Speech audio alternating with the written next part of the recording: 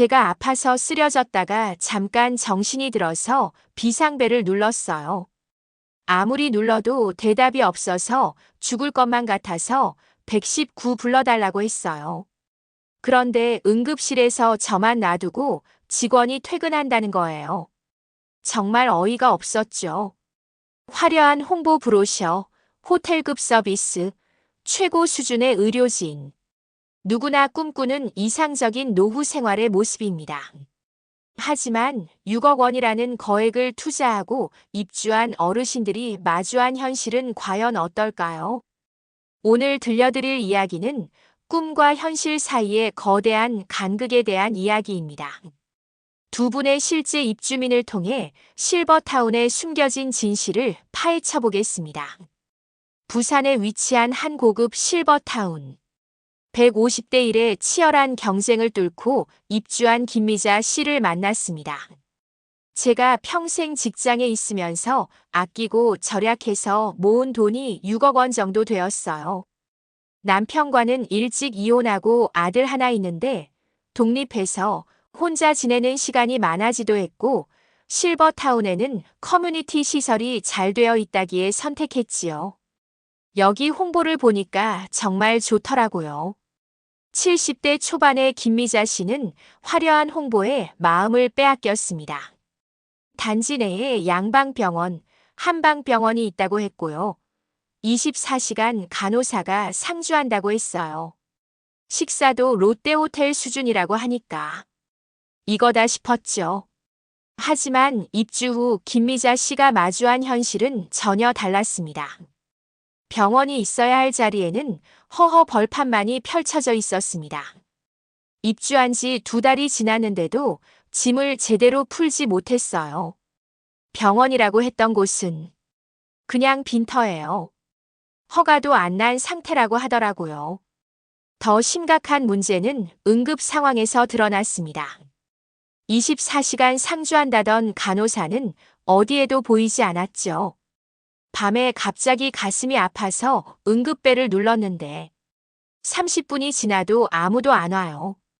결국 제가 비상벨을 눌러서 119를 불러달라고 했어요.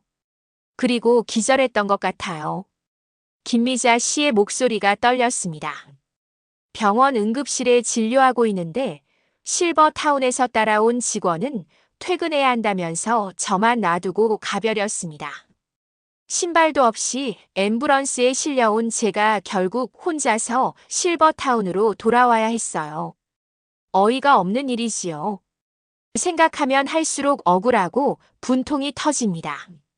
이러다가 제가 빨리 죽겠다 싶어서 나가기로 했어요.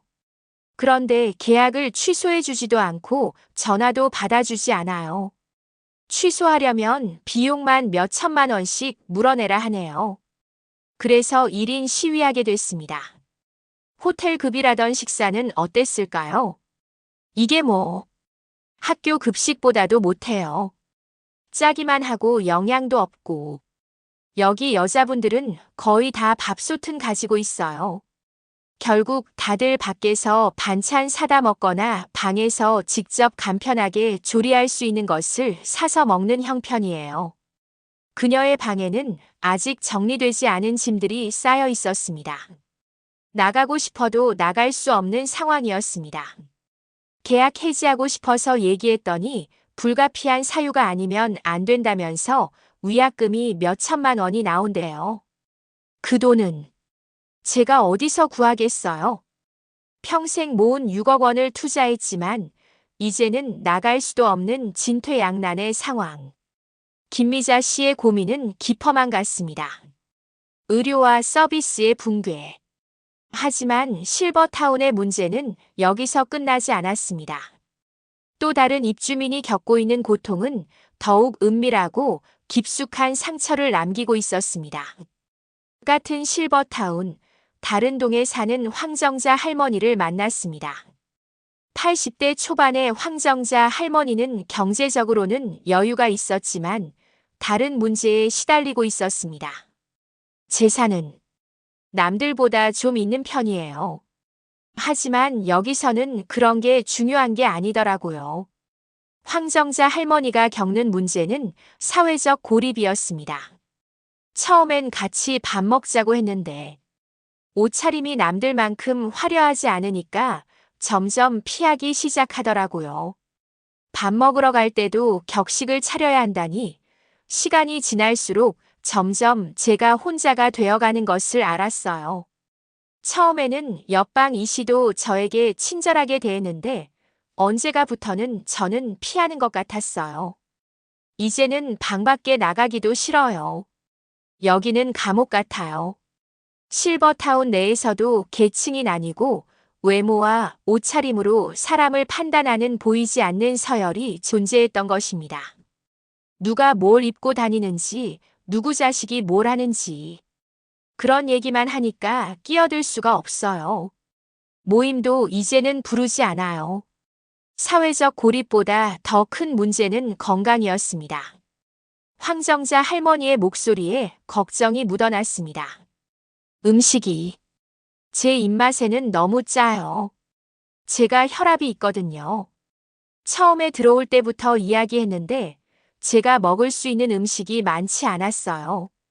의무식이 있어서 처음에는 먹었는데 건강이 걱정돼서 이제는 제가 만들어 먹게 되네요. 그리고 영양 상태가 나빠지는 게 느껴져요. 몸무게도 많이 빠지고 개인의 건강 상태나 취향은 전혀 고려되지 않았습니다. 개인 취향은 전혀 고려 안 해줘요. 당뇨 있다고 해도 그대로 주고 결국 혼자서 따로 해먹어야 하는데 주방 사용도 제한적이고 외로움과 영양 부족으로 건강이 악화되자 황정자 할머니도 퇴소를 고민하기 시작했습니다. 이게 제가 꿈꿨던 노후인가 싶어요.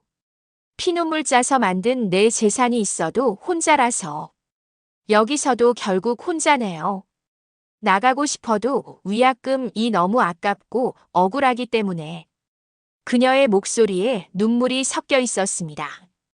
6억 원의 투자금이 족쇄가 되어 고독 속에서 건강까지 잃어가는 황정자 할머니.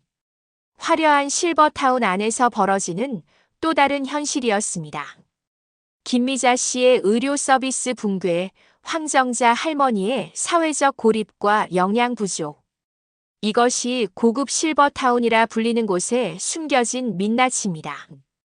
그렇다면 이런 문제들은 왜 계속 반복될까요? 문제의 핵심은 실버타운의 운영 구조에 있었습니다. 실버타운은 크게 임대형과 분양형으로 나뉩니다. 하지만 분양형이라고 해도 일반 아파트와는 전혀 다릅니다. 공동주택관리법의 적용을 받지 않아 입주민들의 자치권이 전무합니다. 운영사가 모든 것을 일방적으로 결정하죠. 한 입주민이 분통을 터뜨렸습니다. 관리비가 갑자기 올랐다고 통보만 해요. 왜 오르는지, 어디에 쓰이는지 제대로 된 설명도 없고 관리비는 매년 인상되지만 서비스의 질은 오히려 떨어지고 있었습니다. 처음에는 청소도 매일 해준다고 했는데 이제는 일주일에 2번. 심지어 청소용품도 우리가 사라고 해요. 또 다른 입주민이 말했습니다. 투명한 운영 정보 공개 의무도 없고 입주민의 의견을 수렴하는 공식적인 절차도 없습니다. 그저 운영사의 일방적인 통보만 있을 뿐이죠. 우리가 6억씩 주고 들어왔는데 목소리 낼 곳이 없어요. 그냥 참고 살아야 하는 거죠. 한 입주민의 절망적인 목소리였습니다. 이런 문제들에 대해 전문가들은 어떤 해결책을 제시할까요? 노인복지학 최 교수는 이렇게 조언합니다. 실버타운은 단순한 주거시설이 아닙니다. 의료, 돌봄, 여가가 결합된 복합적 공간이죠. 그만큼 공공성이 강화되어야 합니다. 사회복지정책연구원은 구체적인 대안을 제시했습니다. 최소한의 의료 서비스 기준, 돌봄 서비스 품질 기준, 식사 영양 기준 등이 법으로 정해져야 합니다. 노인복지학 최 교수는 근본적인 변화가 필요하다고 강조합니다. 관리비 사용 내역 공개 의무화, 허위 광고에 대한 강력한 처벌, 그리고 무엇보다 입주민의 자치권 보장이 필요합니다. 사회복지정책연구원은 공익성 중심의 운영 방식을 제안했습니다. 비영리법인 운영 모델을 확대하고 지방자치단체의 관리 감독을 강화해야 합니다. 노인의 존엄한 노후가 상업적 이윤에 좌우되어서는 안 됩니다. 김미자 씨와 황정자 할머니 그리고 수많은 어르신들이 오늘도 실버타운 안에서 하루하루를 견디고 계십니다. 평생을 일하며 모은 소중한 재산으로 꿈꿨던 행복한 노후. 그 꿈이 악몽이 되지 않도록 우리 사회와 정부가 나서야 할 때입니다. 어르신들의 존엄한 노후를 위한 제도적 개선이 하루빨리 이루어지길 바랍니다. 이런 문제에 더 많은 관심을 가져주시길 부탁드립니다. 구독, 좋아요는 저에게 많은 힘이 되어줍니다. 궁금한 점이 있으시거나 같은 어려움에 처하신 분이 계시다면 댓글로 남겨주세요. 감사합니다.